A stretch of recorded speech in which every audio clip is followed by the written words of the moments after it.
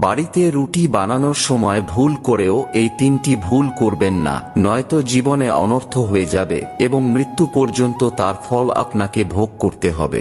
জানার আগে হে প্রভু রাম, যারা লাইক করে কমেন্টে জয় শ্রী রাম লিখছে তাদের সকল দুঃখ কষ্ট থেকে তুমি তাদের রক্ষা করো।